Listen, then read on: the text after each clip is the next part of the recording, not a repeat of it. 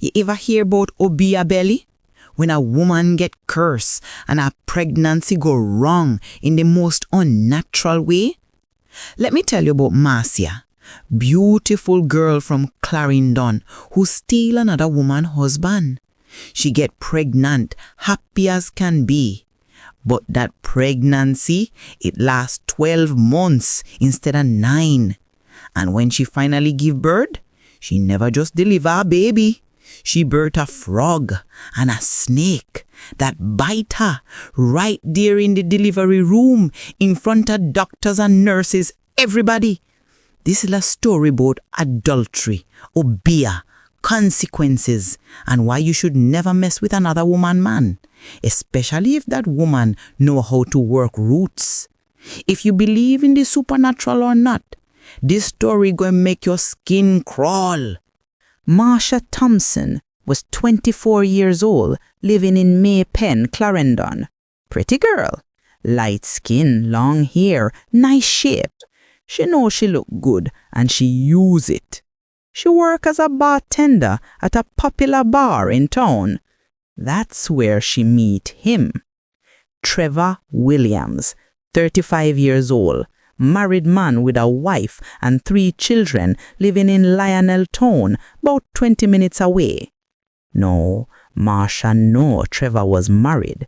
She see the ring on him finger, but she never care because Trevor had money.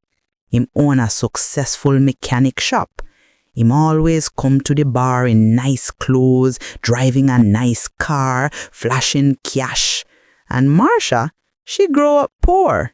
She wanted the finer things in life, and if that mean taking a married man, so be it. She start flirting with Trevor every time him come to the bar, leaning over the counter in her tight tops, laughing at all him jokes, touching him arm. Trevor, like most weak men, take the bet. Within 2 months, them having a full-blown affair. Trevor would tell him wife, Sandra, say him working late at the shop, but really, him was at Marcia's apartment. Him would buy Marcia gifts, clothes, jewelry, perfume, pay her rent, give her spending money. Marcia was living. She posts pictures on Instagram with her new things, never showing Trevor's face, of course. Captions like, blessed, God is good, living my best life. But what Marcia didn't know was that Sandra, Trevor's wife, know everything. Sandra was no fool. She noticed the changes in Trevor. Him coming home smelling like perfume that wasn't hers. Him phone always on silent. Him making excuses to leave the house. So one day, Sandra follow him. She watch him drive not to the mechanic shop, but to an apartment complex in May Pen. She watch him park and go upstairs to apartment 12B. She wait. 2 hours later, him come back down, adjusting him clothes, looking satisfied. Sandra's heart shatter, but she not confront him, not yet. Instead, she do research. She find out who live in apartment 12B, a girl named Marcia Thompson.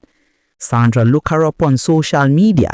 When she see Marcia pictures, young, pretty, flaunting gifts that Sandra know her husband buy, she nearly lose her mind.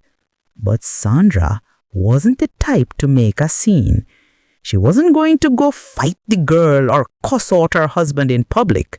No. Sandra was going to handle this the old way because Sandra's grandmother was a Obeah woman and Sandra know a thing or two about working roots. Round the same time, Marcia realized she pregnant. She was excited because in her mind, a baby mean Trevor would have to leave him wife and be with her. She called Trevor with the news.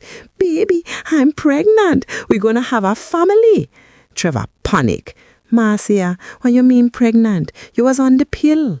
I know, but it happened. This is a blessing, Trevor. This mean we supposed to be together. Trevor run him here, threw him here, stressed. Marcia, I can't leave my wife right now. My children, the business is complicated. Marcia face drop. Complicated? Trevor, I'm carrying your child.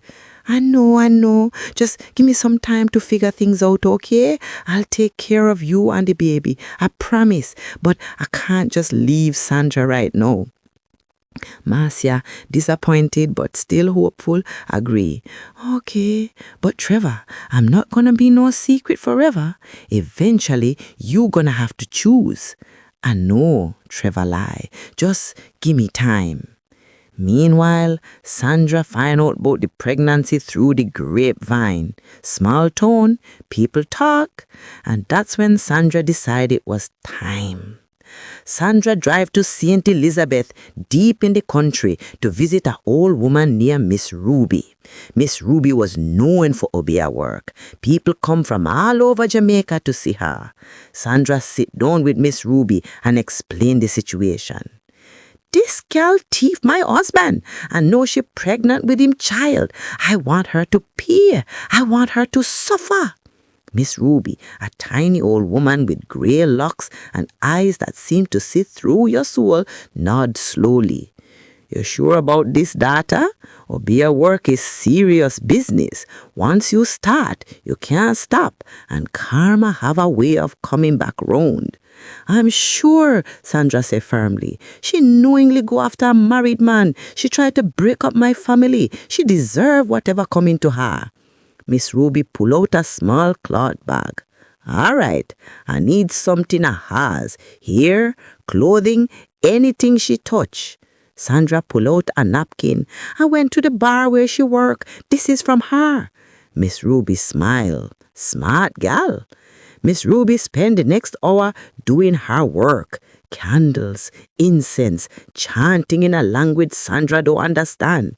She mix herbs, write things on paper, tie knots in string. Finally, she hands Sandra a small pouch. Bury this under a tree near her apartment. At midnight, under a full moon, the work will be done. What's going to happen to her? Sandra asked. Miss Ruby's eyes go dark. The pregnancy will be complicated. She carried that baby, yes, but she will carry other things too. Things that will remind her of the pain she caused. And when the time comes for her to give birth, she will birth not just life, but consequences. Sandra pay Miss Ruby and leave. That night, under the full moon, Sandra buried the pouch under a mango tree near Marcia's apartment, and the curse began.